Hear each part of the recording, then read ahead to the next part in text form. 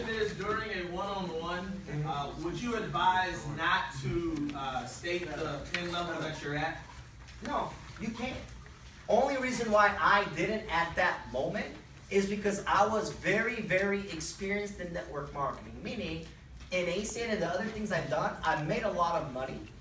And I already knew I was a senior vice president, RVP. Wow. The title wasn't there. And the only reason why I did it is because I didn't have anyone to edify the local market that was an example. Do you guys get that? Yeah. If I was a TC at that moment, I would have said I was a TC. I just wasn't. If I had an upline TC at that market, I would have been the confident ETL and said, I can't wait until you meet my upline team coordinator. When you meet him, when you meet her, you're going to be blown away. But Tuesday, boom, and get them there to meet them. So you guys have it easier. I did it with no proof. You guys get that? No story. Is anyone making money? There's going to be a lot of people eventually making money. Right now, you got anyone making money? Yeah, Mark Isaac, he's 25, he's crushing it. Yeah, you know, there's stories. It's different. Next question. Yes, sir. How do you go by people be asking you like how much are you making? Perfect, good question. When people ask you how much are you making, in fact I went over this on Friday night, so I guess some people weren't there Friday night, but just remember, you never have to lie to people.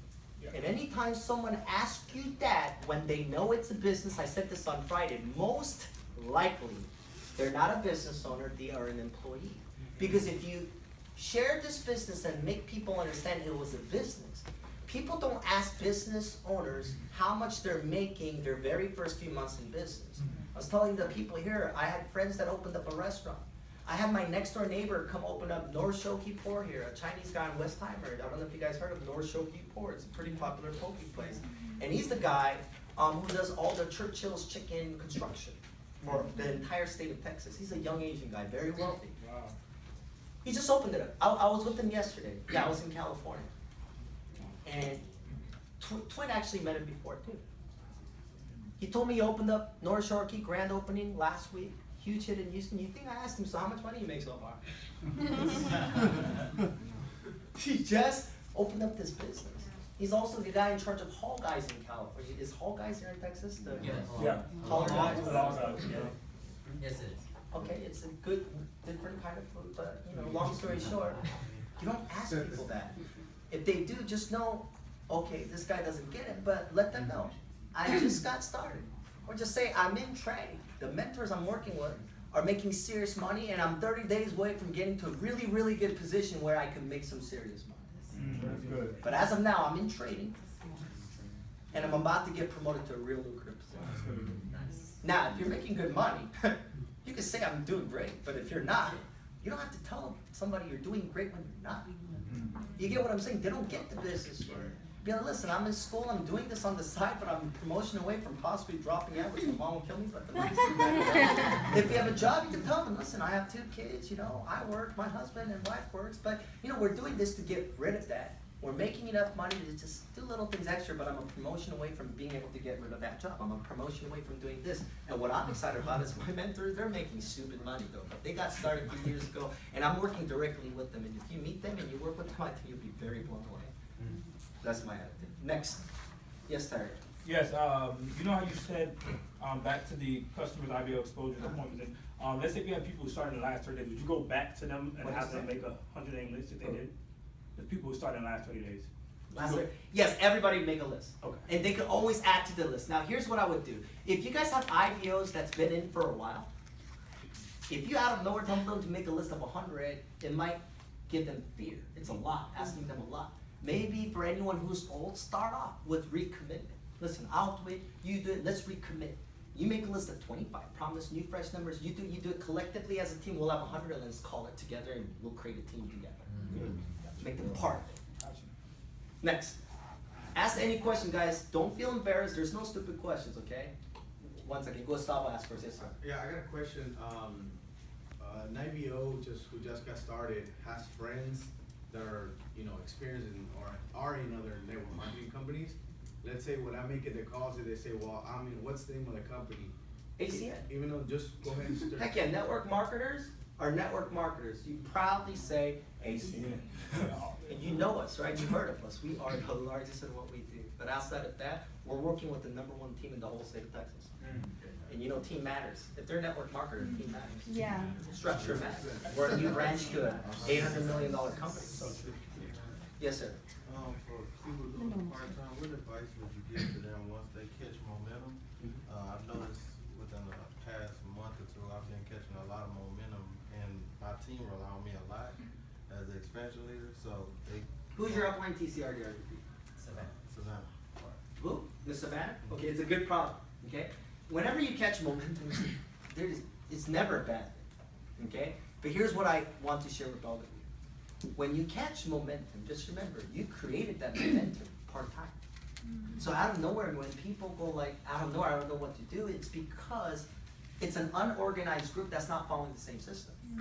See, when everyone's following the same system, the same schedule, it can all be done part-time. It's when you make it too convenient for every new person, it can't work around it. So for that, I would game plan with Miss Savannah, I would game plan with Mr. Bong Emmanuel and the Isaacs group to really figure out a schedule for them to plug in. But just remember, momentum. I'll tell you what real momentum.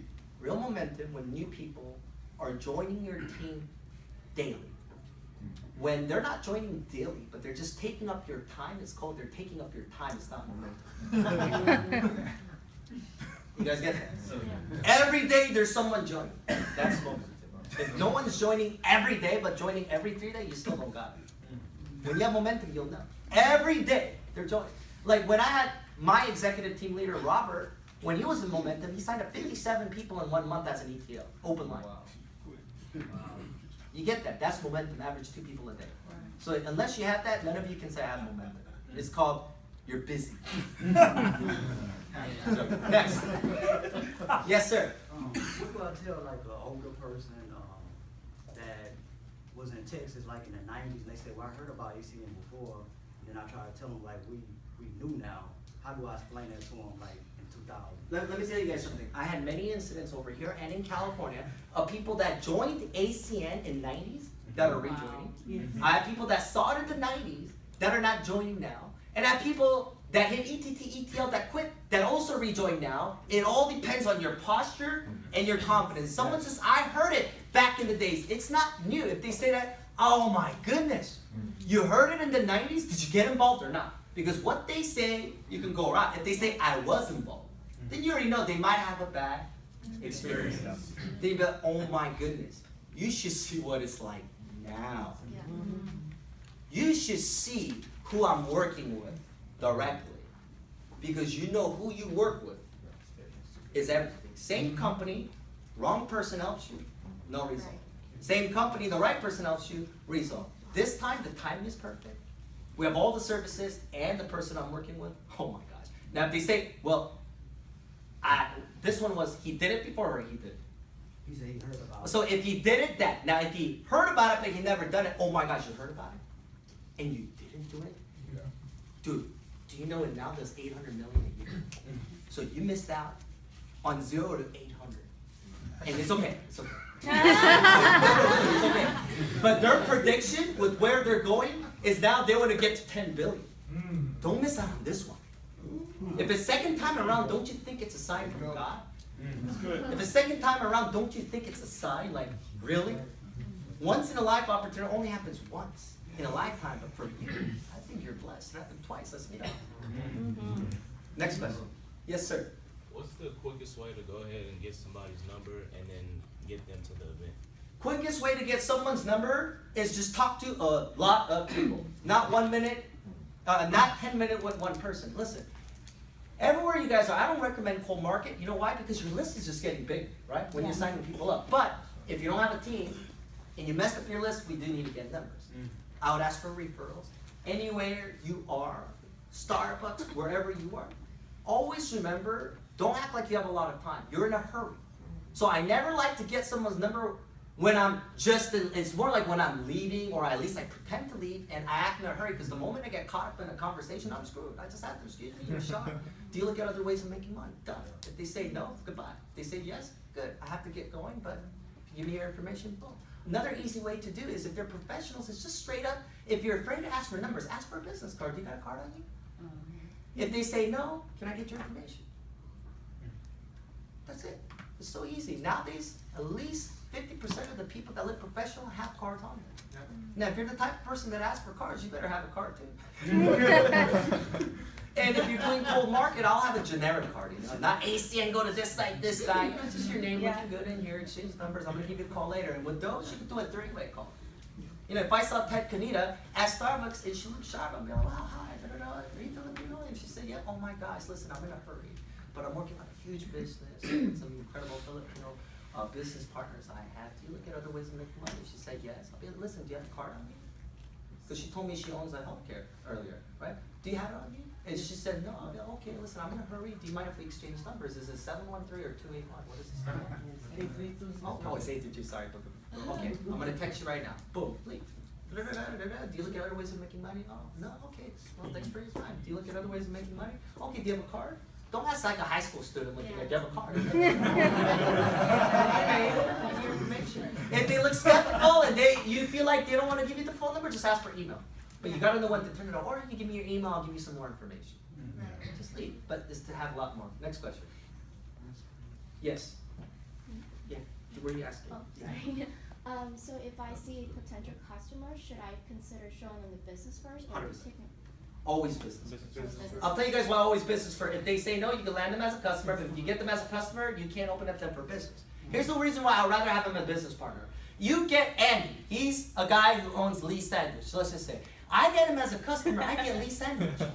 I get him as an IVO, he's automatically switching, plus the restaurants around him that are his friends. You guys get that? But if he says no, okay, let's make money on this. Next question. Mr. Mark, two more questions? One more? Two? Anything you want to say? Marilyn? What about Mr. Mark, Mr. Emmanuel Jew? We'll have the RVPs ask the final questions, and we're done. Ms. Marilyn. I hear a lot of people saying, you know, they haven't even really built a lot of production here yet, but they already want to open up another market. Okay, that's good. Here's the reason why. It's a horrible idea at first. It'll be good in the future, but here's the reason why. Jim Rohn says if you can't build in your own backyard, don't try to expand it. He says think global, but build local. I'll tell you why. Building in other markets, you think is easier because you're like, I'm going somewhere to open it up. This area's already big. A lot of people, let me tell you something. It takes more money. It takes more drive. A lot of people want to open up the market, but let me ask you something. If every TC here quit, and I quit, and we gave you everybody here in Houston, would you even know what to do with it?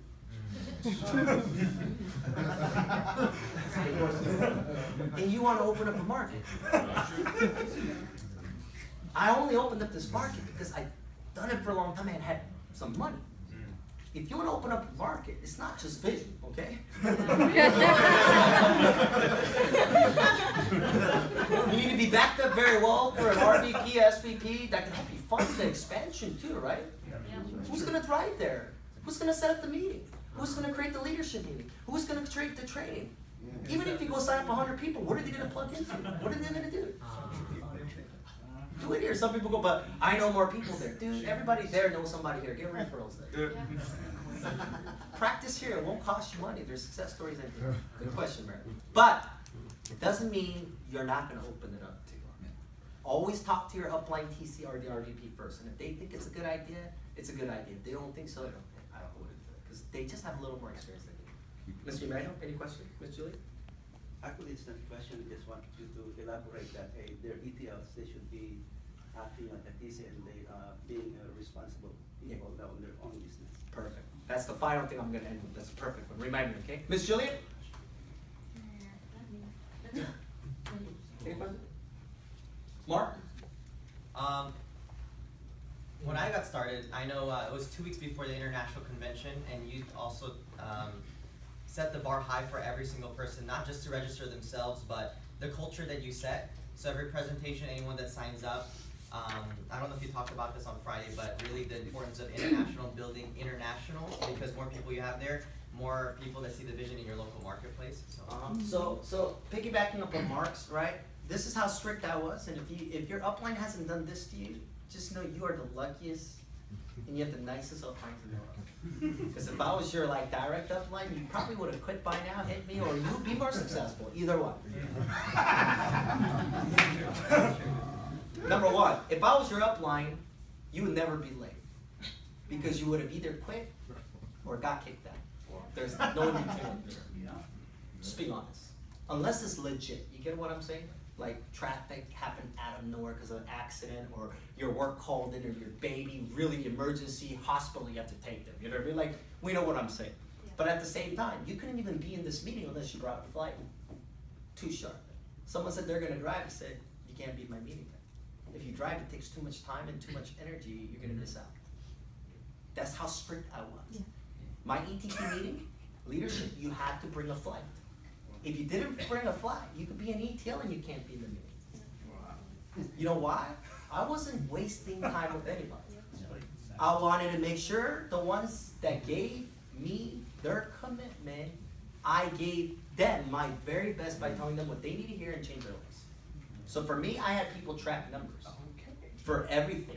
How many people they're taking, how many flights they have in 3 separate teams, plus they had to send me numbers every day. You know what numbers they had to send me every single day without me asking them, Mr. Isaac, Marilee, Mark, how many? Before even the event of every event started, they sent me how many confirmed IBOs said they'll be there, how many guests confirmed said they'll be there, and at the end of the night, they gave me how many showed up and how many didn't, because I like to track numbers. If Mark told me he has 10 IBOs that were gonna come, and 5 guests that were gonna come, but actually 5 IBOs came, and 2 guests showed up, I'm looking at it, holy cow, how in the world does this guy have 50% IBO flake ratio?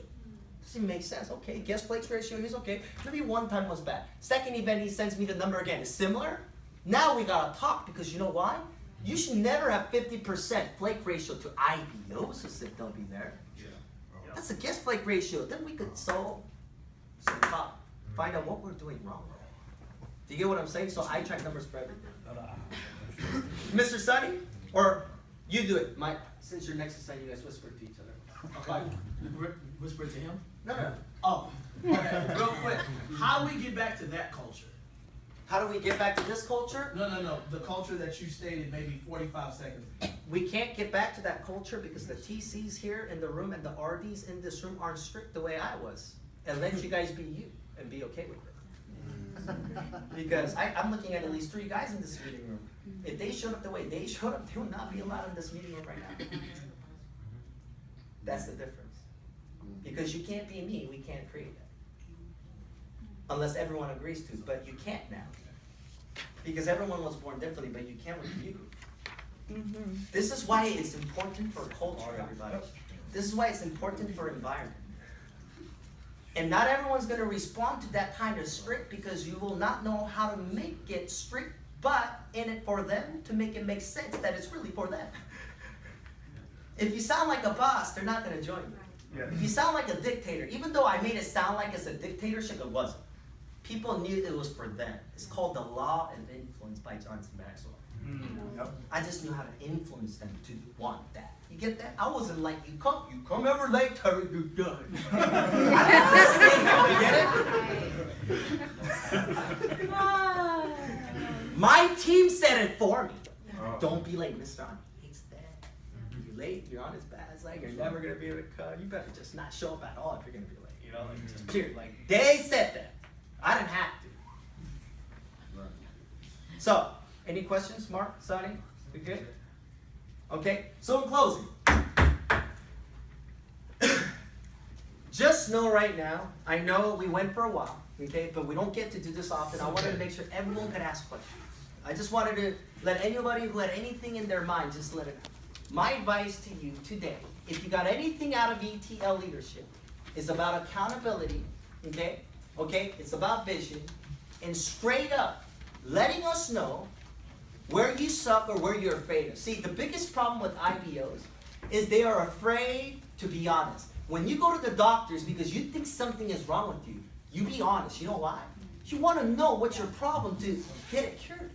See, in AC, when you got mentors and you're not honest to them, you're hurting yourself. Because a mentor in this business wants the best for you. And if you understand network marketing, the only way we get ahead is if we help you get ahead. That's what we're telling you. Stop making it about you. Make it about how many people you have to promote on your team for you to get promoted. Yeah. How many people you have to help to go next level, you automatically get yours. So once you understand, just open up to us. Tell us straight up, I suck in this area, I want to get better, what do I do? Or I have so much fear in this area, what do I do? To be honest, I made a list, but I haven't made the call. Can you help me do 3-way call? We're like, for sure. But one thing we want you to do is be honest. And one thing we want to do is create a great culture, is for all of you ETLs to be accountable. Not all of you will do it, but the right ones will do it. Send your upline team coordinators tonight, late at night.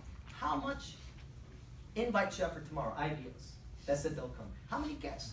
And if you have 0 IBOs that said they'll come, and 0 guests that said they'll come, don't be embarrassed. That's a good thing. You let us know your situation.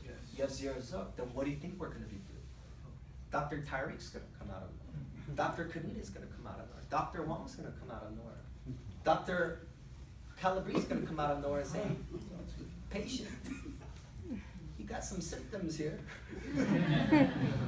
0's not good. We're going to have to go to 3 ways, and you're going to have to meet me up, but we'll help you. So remember, don't ever, ever, ever be embarrassed to ask questions. Steve Jobs, before he passed away, said if more people will ask more questions, more people will be successful. Just remember, ask questions. Okay? Yeah. We're good. You guys ready to dominate? Yeah. Let's clap tomorrow.